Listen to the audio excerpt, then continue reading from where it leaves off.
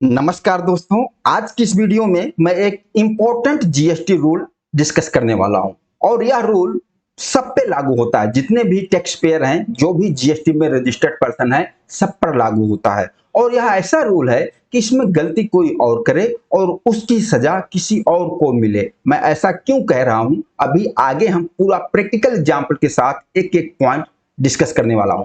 दोस्तों, वह रूल कौन सा है? जीएसटी रूल है, रूल 37A ऑफ सीजीएसटी। इस रूल में क्या बताया गया है? अगर कोई सप्लायर है, उसने गवर्नमेंट को टैक्स पेमेंट नहीं किया है, अपना जीएसटीआर 3B नहीं फाइल किया है, तो उससे जिसने परचेज किया है, जो रिसिपिएंट है, उस रिसिपिएंट को अपना आईटीसी रिवर्स करना पड़ेगा। अब आगे हम पूरा समझने वाले हैं कि आईटीसी कब रिवर्स करना पड़ेगा, क्या इंटरेस्ट भी देना पड़ेगा या विदाउट इंटरेस्ट सिर्फ आईटीसी रिवर्स होगा, क्या कंडीशन है, यह पूरा मैटर आइए हम समझते हैं एक प्रैक्टिकल एग्जांपल के साथ। अब यहाँ पर हमारा एग्जांपल है, मान लीजिए यहाँ पर एक मिस्टर है ए, इन्होंने गुड्स परचेज किया है मिस्टर बी से। यहाँ पर सप्लायर मिस्टर बी है। मिस्टर ए ने 10 जुलाई को परचेज किया है, जिसकी टैक्सेबल वैल्यू 1 लाख है और उस पर 18% इन्होंने 18,000 जीएसटी पेमेंट किया है। अब मिस्टर ए के लिए ये 18,000 इनकी आईटीसी हुई। ये आईटीसी क्लेम करेंगे। जो सप्लायर है, सप्लायर ने अपना जीएसटी R1 फाइल किया। अब जीएसटी R1 फाइल किया तो मिस्टर ए के GSTR2A GSTR2B में वह आईटीसी रिफ्लेक्ट हो गया और मिस्टर ए ने सप्लायर को बी को पेमेंट भी कर दिया है। इनके पास टैक्स इनवॉइस है, मिस्टर ए के पास, इनको गुड्स रिसीव हो गया है। आईटीसी क्लेम करने वाली सारी कंडीशन पूरी हो रही है। अब मिस्टर ए उस आईटीसी को क्लेम करेंगे। जब मिस्टर ए नेक्स्ट मंथ अगस्त में 20 अगस्त को अपना जीएसटीआर 3B फाइल किया तो उस 18,000 आईटीसी को उन्होंने अवेल्ड किया, यूटिलाइज कर लिया।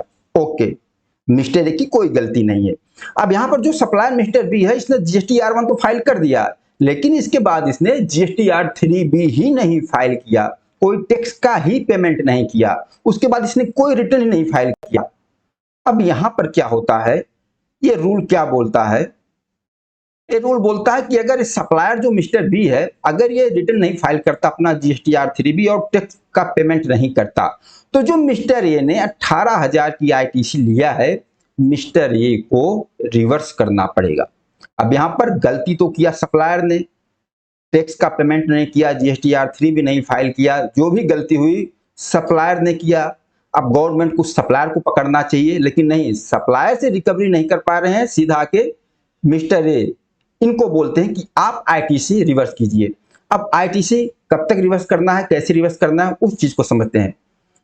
अब मान लीजिए जो मिस्टर ए इन्होंने फाइनेंशियल ईयर 24-25 में परचेज किया था और अगर सप्लायर जो है पूरे फाइनेंशियल ईयर 24-25 में अपना GSTR3B नहीं फाइल किया, तो डिपार्टमेंट बोलता है कि सप्लायर अगर नेक्स्ट फाइनेंशियल ईयर यानी कि फाइनेंशियल ईयर 25-26 में 30 सितंबर तक अगर उस अपना GSTR3B फाइल कर देता है, तब भी कोई दिक्कत नहीं।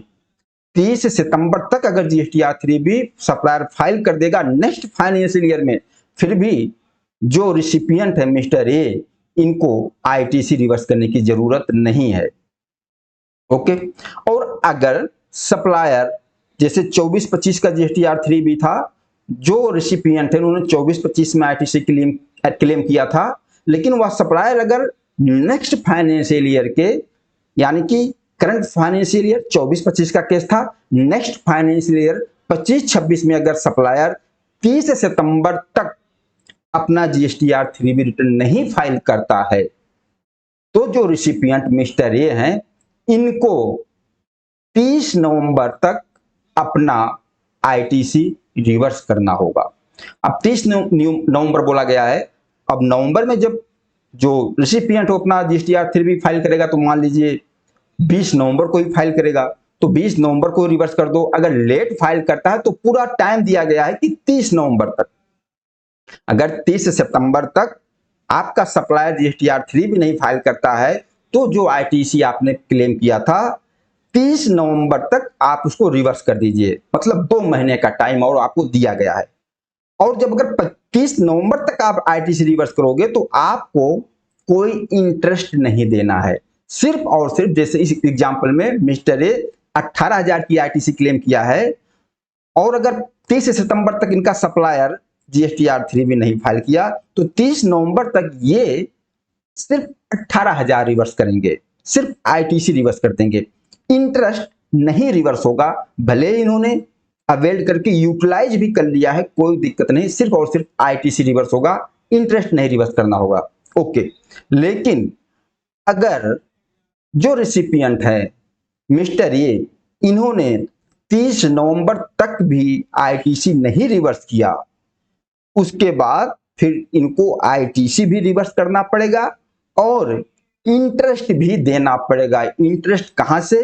जिस डेट को इन्होंने अवेल्ड किया, यूटिलाइज किया, उस डेट से लेकर जिस डेट को ये आईटीसी रिवर्स कर रहे हैं उस डेट तक इंटरेस्ट देना होगा 18% पर एनम के हिसाब से, जो सेक्शन 50 सब सेक्शन 3 के हिसाब से इंटरेस्ट लगेगा।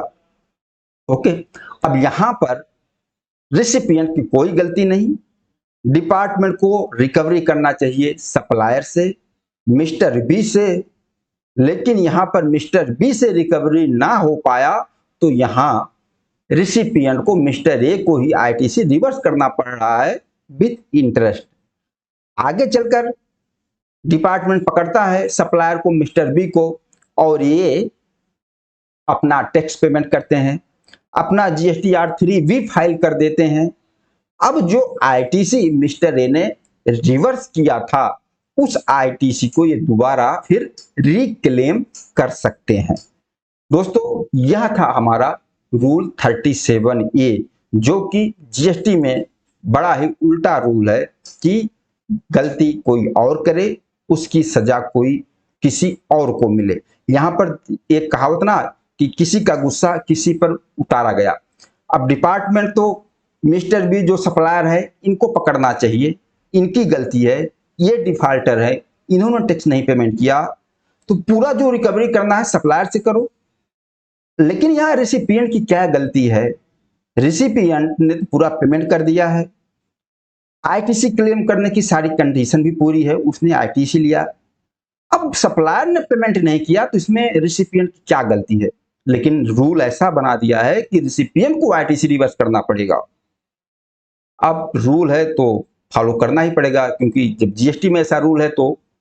दोस्तों, बाकी आप लोग बताना कि यह रूल आप लोगों को कैसा लगा और इस वीडियो के बारे में बताना है वीडियो आप लोगों को कैसा लगा। नमस्कार, धन्यवाद।